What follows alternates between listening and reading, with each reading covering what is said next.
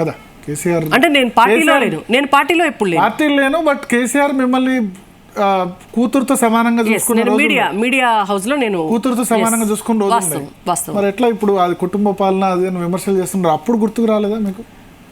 మీకు అసలు ఈ క్వశ్చన్కి ఏమన్నా లింక్ ఉందా అండి? నేను టీ న్యూస్ ఆఫీస్లో పనిచేశాను.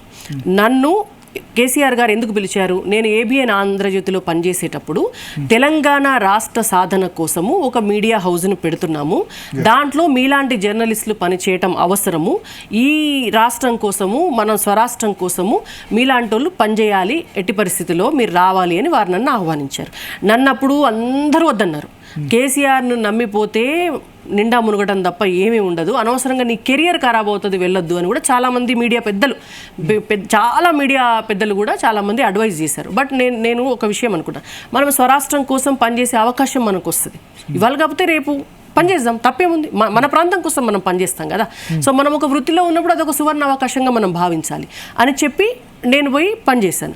నేను పనిచేస్తున్న క్రమంలో తెలంగాణ రాష్ట్ర సాధన కోసం నేను పనిచేసినాను, ఆ సంస్థ పనిచేసింది. దానికి ఆయన కుటుంబానికి మాకేం సంబంధం? సింపుల్. అప్పుడు కూడా ఆయన కుటుంబం ఎప్పుడైతే ఇన్వాల్వ్ అయిందో టీ న్యూస్ ఆఫీస్లో, అప్పుడే నాలాంటి వాళ్ళం ఎగ్జిట్ కావాల్సి వచ్చింది. అప్పుడు ఎర్లీగా ఆయన పిలిచినప్పుడు ఆయన కుటుంబము మా టీ న్యూస్ ఆఫీస్లో ఎప్పుడు ఇన్వాల్వ్ కాలే. వారు ఒక్కరే, కేసీఆర్ గారు ఒక్కరే మానిటర్ చేసేవాళ్ళు, ఎంప్లాయీస్గా మేమందరం ఉండేవాళ్ళం కావచ్చు. కానీ మా టీ న్యూస్ ఆఫీస్లో, నేను అదిగే చెప్తున్నా మీకు, మా టీ న్యూస్ ఆఫీస్కి కేసీఆర్ గారు వారెప్పుడు రాలేదు, వారెప్పుడు రాలేదు. ఎప్పుడైతే సంతోష్ రావు డైరెక్ట్గా ఇన్వాల్వ్ అయ్యి, ఎప్పుడైతే కవిత ఇన్వాల్వ్మెంట్ ఇండైరెక్ట్గా టీ న్యూస్ ఆఫీస్లో వచ్చి మమ్మల్ని డిస్టర్బ్ చేయడం మొదలుపెట్టారు, జస్ట్ బికాజ్ ఆఫ్ ఇష్యూ, అంటే కవిత ఇష్యూ వల్లనే నేను పార్టీ ఏమంటారు ఆఫీస్ నుంచి, టీ న్యూస్ ఆఫీస్ నుంచి నేను రిజైన్ చేసి బయటికి రావాల్సి వచ్చింది. ఎస్, 100%.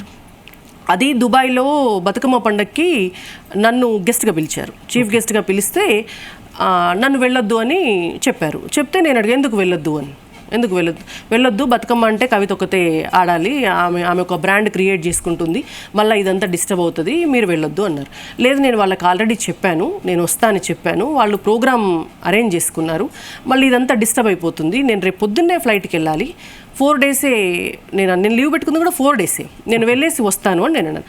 లేదు, మీరు ఇక్కడ ఉద్యోగం చేయాలనుకుంటే మాత్రం మీరు వెళ్ళొద్దు అని చెప్పారు. నేను అలాంటప్పుడు మీ ఉద్యోగం నాకు అవసరం లేదు అని నేను రాజీనామా చేసి బయటకు వచ్చేసాను. సో అది పరాకాష్ట. అంతకంటే ముందు కూడా ఏమిటి అని అంటే, ఇట్లాంటివి దాదాపు ఒక 6 నెలలు సంవత్సరం ముందు నుంచే జరుగుతూ వస్తున్నాయి. బట్ ఇది ఇంకా పరాకాష్ట. సో స్ట్రైట్గా బతుకమ్మ పండగకి గెస్ట్గా వెళ్ళొద్దన్నారు కాబట్టి నేను రాజీనామా చేసి వచ్చాను. అంటే మనం ఎక్కడన్నా ఉద్యోగం చేస్తున్నప్పుడు జనరల్గా మేనేజ్మెంట్ వాళ్ళ పర్మిషన్ అవసరం కదా, అంటే వేరే బయట ప్రోగ్రామ్స్ అదర్ దాన్ మీడియాకి సంబంధించి చేసినప్పుడు కామన్ కదా జనరల్గా. అంటే ఈ టీవీ స్క్రీన్ లో తప్ప ఇంకా వేరే దగ్గర కనబడొద్దని రిస్ట్రిక్షన్స్ ఎక్కడైనా మాకు లేవు. సో అదే రిస్ట్రిక్షన్ అయితే నేను టీవీ ఛానల్లో తప్ప వేరే ఛానల్లో కనబడొద్దని జనరల్ గా నేనేం వేరే ఛానల్లో కనబడలేదే.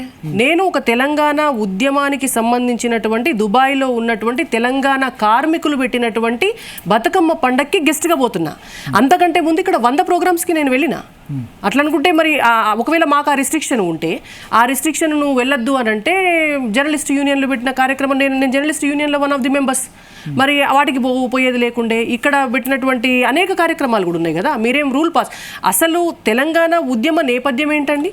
మన ఆత్మగౌరవమే కదా. ఇక్కడ చాలా బతుకమ్మ ప్రోగ్రామ్స్ అదే చెప్తున్నా కదా, అది కవిత మాత్రమే, ఆమెకు పేరు రావాలి అనేటువంటి ఒక ఉద్దేశంతో తప్ప వేరే ఏం లేదు. నేను అదే చెప్తున్నా. నిజంగా కవిత లేకుంటే బతుకమ్మ ఇంత, మొన్న సల్మాన్ ఖాన్ సినిమాలో పాట కూడా పెట్టారు, తను తెలంగాణ జాగృతి కృషి అసలు 1% కూడా లేదంటారా? మీకు విషయం తెలుసా, 50 ఏళ్ల కింద కూడా బతుకమ్మ ఆడుతున్నారు. కానీ బతుకమ్మని ఇప్పుడు బతుకమ్మని ఆంధ్ర వాళ్ళు కూడా ఆడుతున్నారు హైదరాబాద్ లో. ఆమె కంట్రిబ్యూషన్ లేదంటారా? నేను ఒక విషయం చెప్తా వినండి. మీరు సినిమా గురించి మాట్లాడారు కదా, 50 ఏళ్ల కింద బాలీవుడ్ సినిమా కొత్తగా వచ్చినప్పుడు కూడా బతుకమ్మ పాట పెట్టారు, బాలీవుడ్లో కూడా బతుకమ్మ పాట పెట్టారు. నేనేమంటున్నాను అనంటే, ఉద్యమ సమయంలో ఏ అవకాశం దొరికితే ఆ అవకాశాన్ని వాళ్ళ సొంతానికి వాడుకున్నారు, వాళ్లకు మాత్రమే పేరు వచ్చే విధంగా దాన్ని ప్రమోట్ వాళ్ళు వాడుకున్నారు అంటున్నాను. నేను కంట్రిబ్యూషన్ గురించి కూడా మాట్లాడట్లే, వాళ్ళు దాన్ని వాడుకొని పేరు తెచ్చుకున్నారు.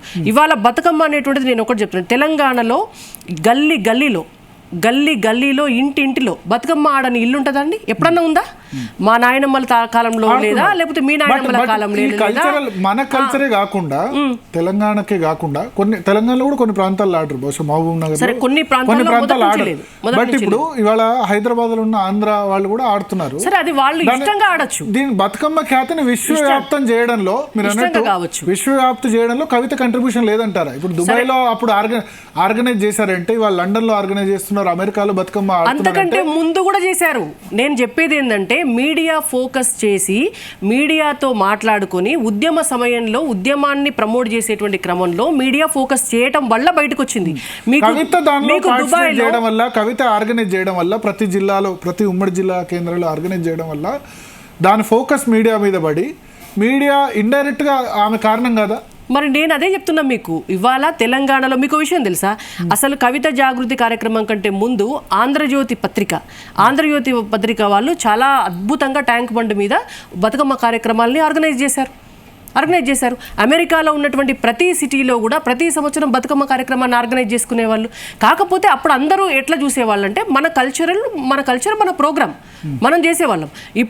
ఇప్పుడు మా నర్సంపేట ఉందండి, ఫర్ ఎగ్జాంపుల్ మా నర్సంపేట ఉంది. మేము పుట్టి బుద్ధెరిగిన దగ్గర నుంచి కూడా దాదాపుగా నర్సంపేటలో ఒక అంగడి ఉంటుంది. ఆ అంగడిలో నర్సంపేటలో ఉన్నటువంటి ప్రతి ఆడబిడ్డ కూడా బతుకమ్మలు ఎత్తుకొని వచ్చి ఒక పెద్ద సంఖ్యలో 20-30 వేల మంది వస్తారు. అంటే ఒక అట్టహాసము, బతుకమ్మ ఉత్సవాలు, తర్వాత దసరా ఉత్సవాలు, బతుకమ్మలకు ప్రైజులు, అంటే ఒక అద్భుతమైన బ్యూటిఫుల్ ఈవెంట్. అదే కెమెరాలు పెట్టి 9 రోజులు ఆడతారు. అదే కెమెరాలు పెట్టి అదే బిఫోర్ చూయించుంటే అసలు ఇంకా అద్భుతాలు చాలా బయటకు వచ్చేవి. అంటే ఒక ఈవెంట్ని ఉద్యమానికి రిలేట్ చేసి 9 రోజులు 9 ఏమంటారు డిస్ట్రిక్ట్ హెడ్ క్వార్టర్స్ లో తిరిగి, సో దాన్ని మీడియాతో మాట్లాడుకొని కొన్ని మేము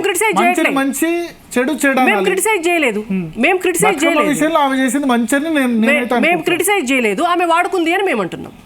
మేము క్రిటిసైజ్ చేయలేదు. ఇప్పుడు ఎందుకు చేయట్లేదు? మరి నిజంగానే బతుకమ్మ విషయంలో నీకు అంత ఏమంటారు ప్రేమ ఉంటే రాష్ట్రం వచ్చిన తర్వాత ఏం చేయలే 2014 నుంచి 20 వరకు కూడా చేశారు. ఇప్పుడు చేస్తలేరు కదా, కరోనా టైం వరకు కూడా ఇప్పుడు చేస్తలేరు కదా. నేనేమంటున్నా, మీకు నిజంగా ప్రేమ ఉంటే నేను ఒక క్వశ్చన్ అడగనా? తెలంగాణ జాగృతి 10 కోట్లు బతుకమ్మకి ఇస్తే నాకు గుర్తుంది, ఇదే బీజేపీ తెలంగాణ జాగృతి 10 కోట్లు బతుకమ్మ ఖర్చులకు కేటాయిస్తే కవితకు 10 కోట్లు ఇచ్చారన్నారు. బతుకమ్మ నిర్వహణకు చేస్తే కవితకు 10 కోట్లు ఇస్తారు. నేను ఒక విషయం చెప్తా పట్టండి. తెలంగాణ జాగృతి కదా, తెలంగాణ మహిళలు, తెలంగాణ సంస్కృతికి సంబంధించిందే కదా. ఒక్క కవిత పేరు తప్ప ఈ రాష్ట్రంలో ఇంకొక మహిళ పేరు చెప్పండి. తెలంగాణ జాగృతిలో ఉన్న వాళ్ళు ఇంకొక మహిళ, మీరు ఇన్నేళ్ళు జర్నలిజంలో ఉన్నారు కదా, ఒక్క మహిళ పేరు చెప్పండి. అసలు తెలంగాణ జాగృతిలో ఇన్ని జిల్లాలు ఉన్నాయి కదా, ఒక్క సింగిల్ మహిళ పేరు చెప్పండి. నీకు పర్సనల్ ప్రమోషనల్ ఇంట్రెస్ట్ లేకపోతే నువ్వేం చేస్తావు? నీ ఎంబడి ఒక 1000 మంది మహిళల్ని తయారు చేస్తావు, అంతే కదా. మరి నీ పర్సనల్ ఇంట్రెస్టే కదా.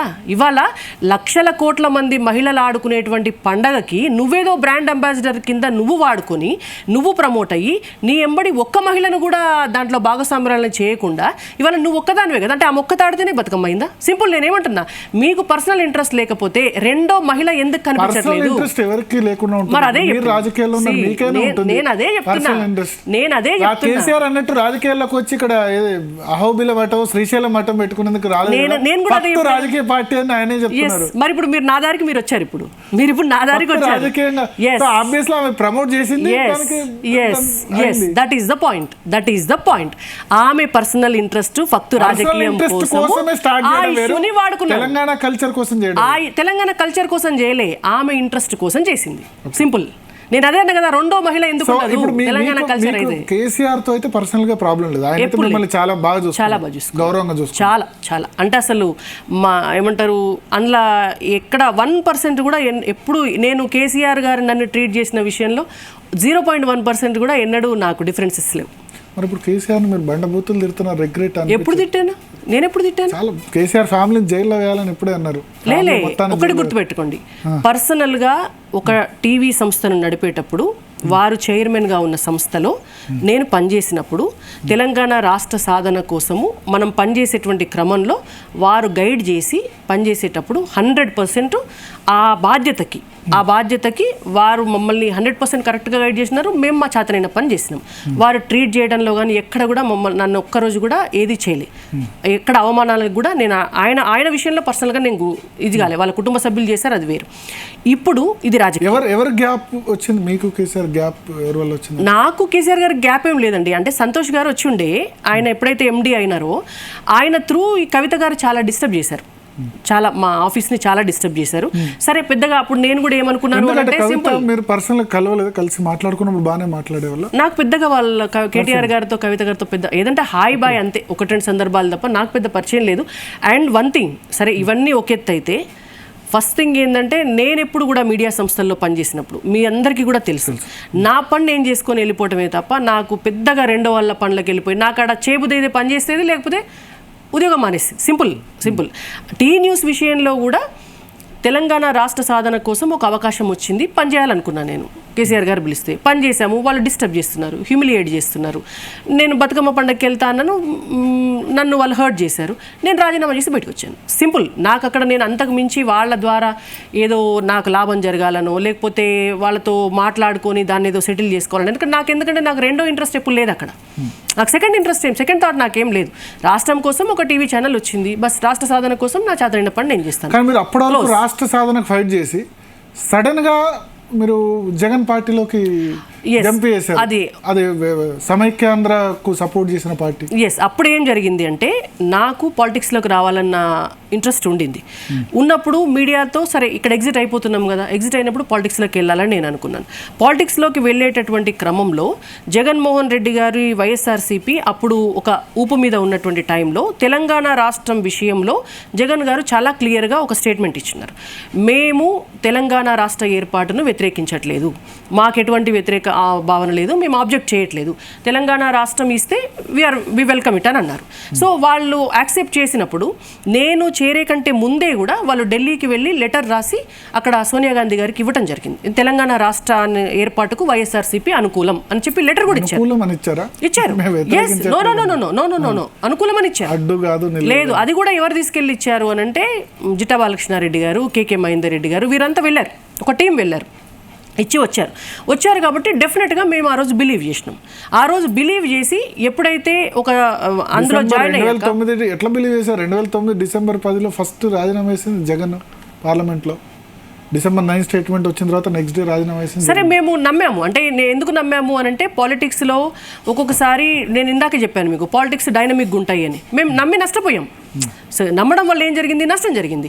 ఎప్పుడైతే జగన్మోహన్ రెడ్డి పార్టీ విజయమ్మ గారు బిల్ పాస్ కాగానే మేము వ్యతిరేకిస్తున్నాము అని చెప్పి ఆమె ఆంధ్రాలోకి వెళ్ళి నిరాహార దీక్ష అనౌన్స్ చేసిందో, నెక్స్ట్ మినిట్ మేమేం మా పొలిటికల్ అడ్వాంటేజ్ చూసుకోలేదు, రాజీనామా చేసేసాం. అంటే మేమైతే మా ప్రాంతం కోసమే ఉన్నాం కదా. ఇదే వైఎస్ఆర్సీపీలో వ్యతిరేకించిన తర్వాత కూడా పార్టీలో ఉన్న వాళ్ళకి ఇదే టీఆర్ఎస్ పార్టీ టికెట్లు ఇచ్చింది. జగన్మోహన్ రెడ్డితో లాబింగ్ పెట్టుకొని అందులో ఉన్నటువంటి పువ్వాడ అజయ్కి వీళ్ళు టికెట్ ఇచ్చారు, అందులో నుంచి వచ్చినటువంటి పొంగులేటి శ్రీనివాసరెడ్డిని వీళ్ళు తీసుకున్నారు, అందులోంచి వచ్చినటువంటి అందులోనే కంటిన్యూ అయ్యి బీఆర్ఎస్లోకి వచ్చినటువంటి మిగిలినటువంటి నాయకులకు ఎవరు బాజిరెడ్డి గోవర్ధన్ గారికి వీళ్ళు టికెట్లు ఇచ్చారు మాట్లాడుకొని. మళ్ళీ మిమ్మల్ని కేసీఆర్ పిలిస్తే పోతారా? లేదు, పోను. చాలా మంది పిలిచారు, తర్వాత వెళ్ళిపోయిన వాళ్ళు. లేదు, నాకు పోయే ఉద్దేశం లేదు. ఉద్యమ సహచరులు అందరినీ కూడా పిలిచారు, ఇటీవల దాసు శ్రవణ్, సరే వాళ్ళని, అది వాళ్ళ ఇష్టం, బట్ నాకు వెళ్ళే ఉద్దేశం లేదు, నేను వెళ్ళను. మీకు ఆయనతో అయితే ఏం కంప్లైంట్స్ లేవు కదా? లేవు, బట్ నాకు ఇంట్రెస్ట్ కూడా లేదు. కంఫర్టబుల్ ఉన్నారు. ఒక విమర్శ మీ మీద చేసేవాళ్ళు, రాణి రుద్రమకు స్థిరత్వం లేదు. ఎక్కడ లేదు? ఫస్ట్ ఇప్పుడు సరే మీరు తెలంగాణ టీఆర్ఎస్లో లేరు, తెలంగాణ ఉద్యమంలో ఉన్నారు, టీ న్యూస్లో పనిచేశారు, సరే దాన్ని కౌంట్ చేయం. వైఎస్ఆర్సీపీ, యువ తెలంగాణ పార్టీ, దెన్ బీజేపీ. అవును, స్థిరత్వం లేకుండా ఎక్కడైంది? మీరు అర్థం చేసుకోవట్లేరు. నేను వైఎస్ఆర్సీపీలో జాయిన్ అయ్యాను, తెలంగాణ రాష్ట్ర ఏర్పాటుకు వ్యతిరేకమని వైఎస్ఆర్సీపీ చేస్తే నేను రాజీనామా చేశాను, రైట్? నేనేమి అప్పటికప్పుడు స్థిరత్వం లేకుండా పోయి వేరే పార్టీలకు దూకలేదు. వేరే పార్టీలకు దూకితే నీకు స్థిరత్వం లేనట్టు. పోయినా తప్పేం లేదు, నువ్వు వేరే పార్టీలకు పోయినా తప్పేం లేదు. నేను 5 సంవత్సరాలు ఏ పార్టీలోకి వెళ్లకుండా నా పర్సనల్, నా వ్యక్తిగత వ్యవహారాలు నేను చూసుకున్నాను. తర్వాత తెలంగాణ రాష్ట్ర ఏర్పాటుకు ఇంకొక ప్రాంతీయ పార్టీ ఉంటే బాగుంటుంది అనేటువంటి ఆలోచన బాలకృష్ణారెడ్డి గారు చేసినప్పుడు వారితో పాటే నన్ను వారే పాలిటిక్స్లోకి వైఎస్ఆర్సీపీలో కూడా తీసుకొచ్చారు. కాబట్టి ఆ పార్టీలో నేను జాయిన్ అయ్యాను. ఆ పార్టీలో నేను కూడా ఆ ఏర్పాటులో భాగస్వామురాలు అయ్యాను. యువ తెలంగాణ పార్టీ విషయంలో చాలామంది మీలాంటి మిత్రులు కూడా ఇవాళ ఉన్నటువంటి కండిషన్లో ఇంకొక కొత్త పార్టీగా మీరు ఇవాటి నుంచి మొదలుపెట్టి చేయటం కంటే ఉన్నటువంటి ఒక జాతీయ పార్టీని చూస్ చేసుకోవడం మంచిది. దానివల్ల కలిసి పోరాటం చేస్తే ప్రజలకు పక్షాన మనం నిలబడే అవకాశం ఉంటుంది అని అందరూ చెప్పినప్పుడు అయినా మేము ఒక 2 సంవత్సరాలు నడిపించిన క్రమంలో మేము పార్టీని విలీనం చేశాం బీజేపీలోకి. మేము పార్టీ ఏడ స్థిరత్వం లేకుండా పోయి ఇంకో చోట దునకలే. 2018లో ఇదే భారతీయ జనతా పార్టీ మాకు అప్పుడు పొత్తు పెట్టుకుని